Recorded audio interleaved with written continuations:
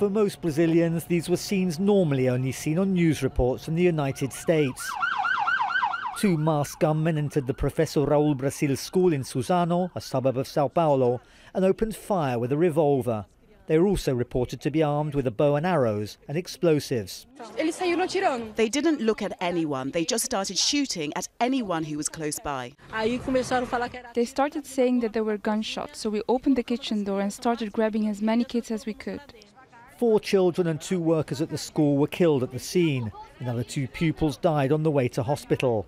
More are being treated, some in a critical condition. Before they entered the school, they fired at a staff member and another official. They entered the school, the students were on their break. They went to the gym, they fired on 4 more high school students. At the time, there were only high school students there. They went to the language centre. The students of the language centre locked themselves in the room with the teacher, and then the shooters committed suicide in the hallway. The authorities are still trying to establish any links the attackers may have had with the school. They say they're providing all the assistance they can to families and the surviving students. First of all, to the victims, to the parents of those young people, to the relatives of those 2 female employees of the school, and also to the parents and relatives of the murderers, our solidarity. This was the saddest thing I have dealt with in my whole life. I am very sad that an event such as this happened in our country and here in Sao Paulo.